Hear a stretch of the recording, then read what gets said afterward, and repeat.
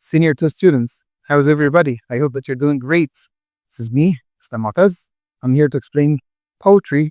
I know that you forget poetry all the time. So I thought of, well, why don't I just explain poetry to them? Leave it on YouTube so they can just check it all the time. So let's see our poem. I will explain it from the beginning to the very end, stanza by stanza, line by line, and then we come up to the questions, the thing that you struggle with. So let's start. This poem is called Tears, Idle Tears. You know, it's written by someone called Lord Alfred Tennyson. Tears, idle tears. So what does the word idle mean? Everybody knows tears, the liquid that comes out of our eyes. So what does idle mean? The word idle usually means somebody was lazy. But here actually he says idle because he doesn't know where they come from. He doesn't know where the tears come from. The person is just standing, looking at something, and then tears come out from inside and just rise in the eyes, and then they drop. He starts crying and he doesn't know why the tears are just, why he's crying. So basically, he says in the first stanza,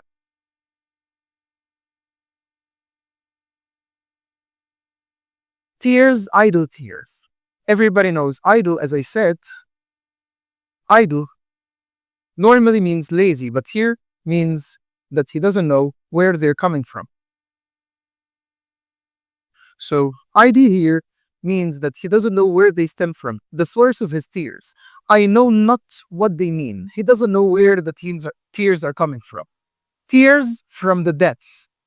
Tears from deep inside, tears from the depths of some divine despair.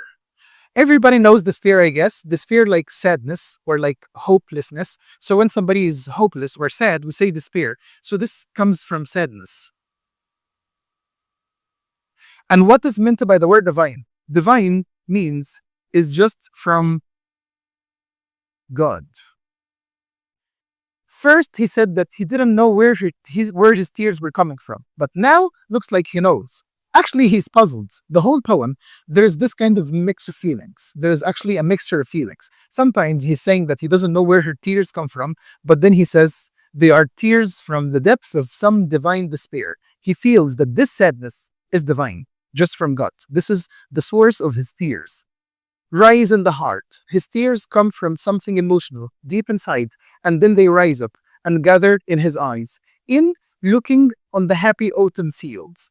This line is really nice. He says he has tears in his eyes when he stands in front of a happy autumn field. The word happy, everybody's familiar with the word happy. Happy. He's looking at the fields, the happy fields. This is a nice view to look at. You're looking at the field. Green areas. This makes you feel happy. But then, if you look at the word autumn, when somebody mentions autumn, what happens in autumn? Actually, the leaves of the trees, they become yellow and they fall. So autumn is always connected to death and the end of things. So autumn refers to death and the end of things, but still it's a happy field. This is the mixture of feelings. Actually, there's something happy and something sad at the same time. And thinking of the days that are no more. Actually, each stanza ends with this line, and thinks of the days that are no more. Basically, in this poem, the poet laments his past. So laments means بيتحسر يعني. He laments his past. He feels sorry for the past and maybe the loss of his friends, the past that he used to live, life that he used to live, and now he's not able to live it anymore. And this is why he says, actually, he has these tears and then thinks of the days that are no more, the days that he cannot live anymore. Here we have just a figure of speech in tears, idle tears. There is a repetition because the word tears is repeated twice. Let's move to the second stanza.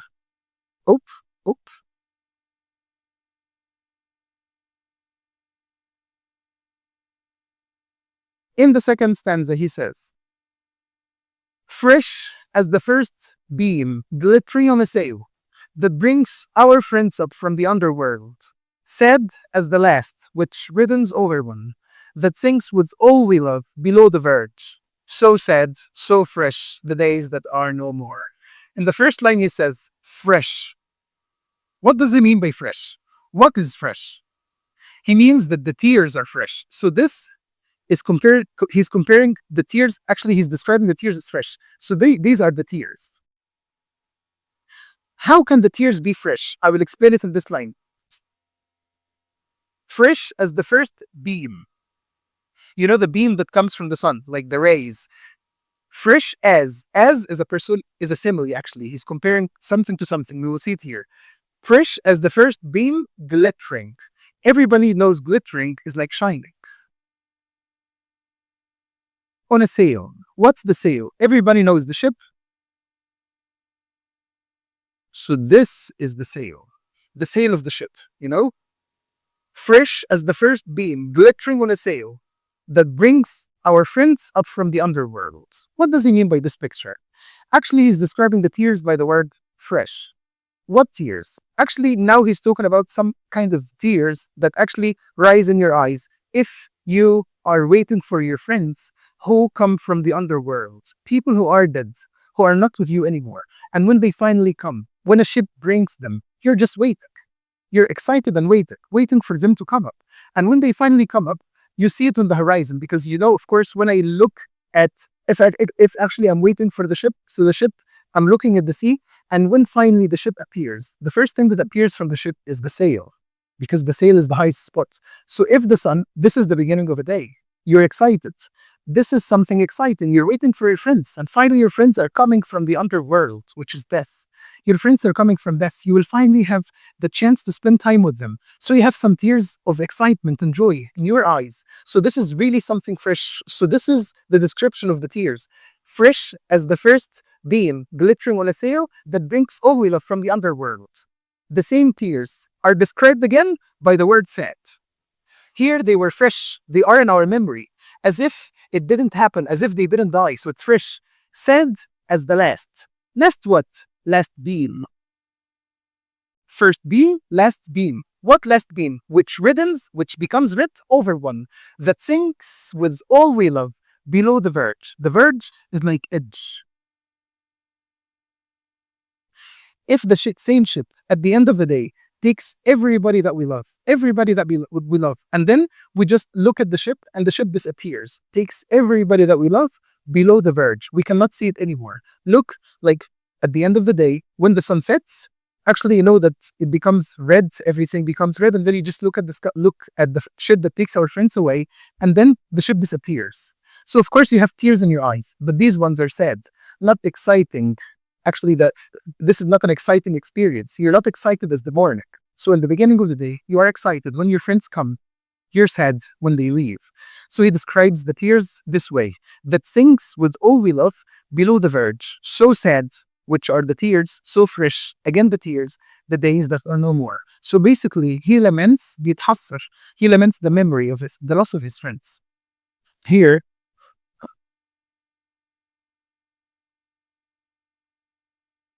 there's a simile when he says fresh as the first beam. So there is a simile, the poet likens the past to the first beam of sunlight. Sad as the last, which riddens over one. Simile, the poet likens the past to the last red beam of sunlight.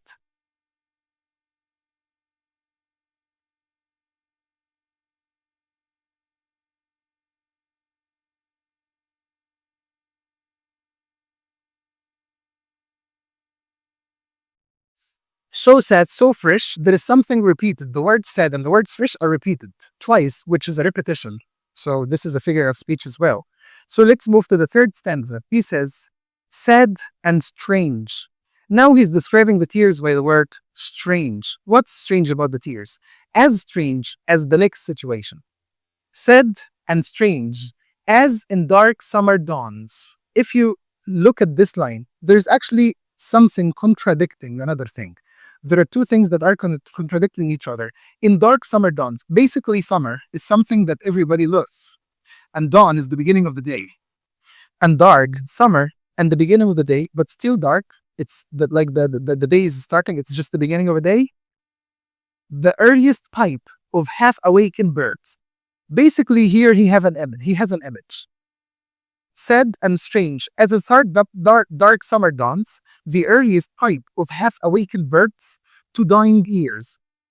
Winning unto the dying eyes, the casement slowly grows a glimmering square, so sad, so strange the days that are no more. He says that actually, in the early morning, Half awakened bird. Birds sing in the morning. So there are birds singing. Half awakened. I will speak about the word half after a minute. Half awakened birds. When the birds start waking up in the morning and they start singing, they sing because this is the beginning of a new day. What is strange about that? The strange thing is that here there is somebody dying. The bird is singing to dying ears. There is somebody dying here. How do I know? When unto dying eyes, dying ears and dying eyes. This person is living the last day in his life.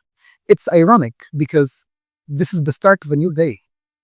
It's just the beginning of a new day, and people are going to work, birds are singing, but the person who is dying cannot enjoy these things. This is really strange. He hears people living a normal life, he hears or sees the beginning of a new life, new day, and he's dying. This is weird. And this is how he describes his tears. Then he says, to dying ears, when unto dying eyes, the casement here means the window. The casement slowly grows a glimmering square. Everybody knows a square. And glimmering is like shining. So basically, the window, when the sun shines, you can see that the reflection of the window on the floor, it makes a square, shining square. So strange, so sad, so strange the days that are no more. Again, he describes the wind, he describes the memory of his past, he describes his tears as being sad, strange, and before he described them as something sad and something fresh. So basically there is an image here and there are some figures of speech in this stanza. So to wrap up the third stanza, he is describing the tears as something strange as much as the person who dies, actually he's dying, the person is dying, yet there is the beginning of a new day, the birds are singing, people are going to work. And yes, the word half awakened. This serves the idea of happiness and sadness, darkness and light, you know, the contradictions of the whole poem. Actually, everything is like in between. Half awakened bird, you know? Sad and strange as in dark summer dawns. This is a simile because the poet likens the past to dark summer mornings. So sad, so strange, the days that are no more. This is a repetition because the words sad and strange are repeated. To dying ears, when unto dying eyes. That's a repetition. The word dying is repeated twice. The last stanza, he says, dear. He's describing the tears as dear. Dear has remembered kisses after death. He thinks that those tears are so dear to him as, again another simile, remembered kisses after death. When he remembers the kisses that he gave or kissed people that he loved, when he remembers those kisses, this is something so dear to him. So the tears are like that, they are dear to him. Dear as remembered kisses after death. Like when he remembers the kisses that he gave or kissed people after they died, or long time after they died, when he remembers this thing, this is something dear to him. And sweet, as those by hopeless fancy feigned. Hopeless, you know the meaning of hopeless, of course, like with no hope. And fancy is like imagined or fake, like fiend, like fake. So basically, he's describing the tears as dear, comparing them to two types of kisses. The kisses that we really kissed people that we loved, and then now we don't live with them anymore, where they're not there anymore, they're dead, where they're with somebody else, or the imagined kisses, the kisses that we imagined only in our imagination. They're so dear to us because when you imagine something as if you kissed somebody, this is something dear to you, you know? So by hopeless fancy feigned, maybe because these people are not alive anymore, so you wish if you kissed them, so you imagine a kiss, or maybe somebody else's lover, so you imagine that you kissed them. So basically this is something dear to you on lips that are for others. Maybe the kisses that you gave or kissed somebody else, this person lives with somebody else, you don't have the right to kiss them. Deep as love, he's saying that these tears are deep. Like what? As love, as first love, deep as first love. Everybody knows that the first love in our life is so deep. Everybody knows this. First love is so deep. First love. Deep as first love and wild with old regrets. Why does he describe regrets by wild? Wild with old regrets because the first love, actually, you always have thoughts. Why didn't we continue, you know? We could have continued together because it takes most of your emotions, the first love, normally with most people. I'm not saying everyone. Oh, death in life, the days that are no more. Here I have my own thinking of the last line, death in life. What does he mean by death in life? Death in life, this is a very strong line, very strong line. He says, death in life, the days that are no more. Again, he laments the past and laments the loss of his friends. But what does he mean by death in life? It has many interpretations, many meanings. First, it can mean death in life like he as a person is alive, but he doesn't feel he's completely alive. The memory of the past, the memory of people who died, when it comes to him, makes him feel isolated from the world. And he feels as if he's dead while he's alive. So this is what it means. This is what it means, death in life. And also it means maybe that if if his friends come from the underworld, if they come from the underworld, as if this is death in life, but this is not what I actually believe in. I believe that he means that if he lives this kind of life, he's like a dead person. So this is death that comes to him in his mind when he remembers those who died in life. So this is what he means by this line, death in life, the days that are no more. And again, here we have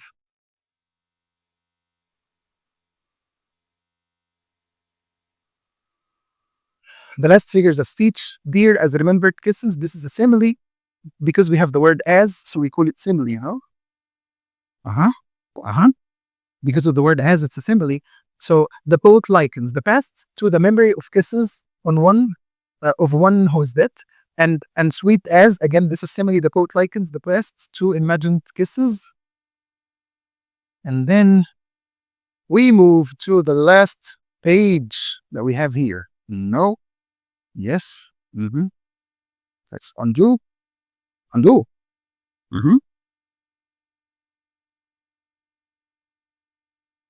D as first love. Again, that's a simile because we have the word as. The poet likens the past to first love. Oh, death in life, the days that are no more. There is a metaphor because the poet compares the past to death. He's comparing the past as if it's like death in his life. He's not dead anymore. He's not dead yet, but he's saying death in life. Here we have some WH questions that we have to read together. What is the name of the poet? Of course, his name is Lord Alfred Tennyson. What's the main theme, the main idea? The main theme of the poem is death, love, and sadness. Basically, the main theme of the poem is death. The poet laments the death or the loss of his friends. Number 3, what is the form of the poem? This kind of poem is written in something called blank verse. What's meant by blank verse? Blank verse means like it's written in unrhymed iambic pentameter. What do I mean by that? Each line has 10 syllables. Basically, like, look, the first line said what?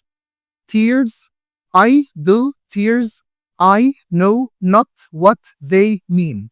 Each line has 10 syllables. These 10 syllables, iambic pentameter should be written this way. 10 syllables means all the lines have to be in 10 syllables. One syllable has to be stressed, the other syllable has to be unstressed. Stressed, unstressed, stressed, unstressed. But this poem doesn't follow this order. Why? This kind of rhythm is called blank verse. This kind of style is called blank verse or unrhymed iambic pentameter. Unrhymed. There is no rhyme, Why is he's doing this? Basically, he did this on purpose to show us that he's speaking naturally without paying attention to the slightest details that he has to follow. This is like to show us that his emotions came out flawlessly, Then he says, it consists of 4 5-line stanzas. So basically, again, it consists of 4 stanzas. Each stanza is 5 lines. This is what it means, 4 5 stanzas, which close with the words, the days that are no more. Then we have number 4, in the poem, tears, idle tears. Why does the poet Lord Alfred Tennyson describe tears as idle? Why is he saying the tears are idle? He describes his tears as idle because he didn't understand why he was crying. He didn't understand the reason behind his tears. However, he says later that his tears are a product of a divine despair, something from God, suggesting that they do have a source. At the beginning, he didn't know they had a source, but now he knows that they have a source. Then,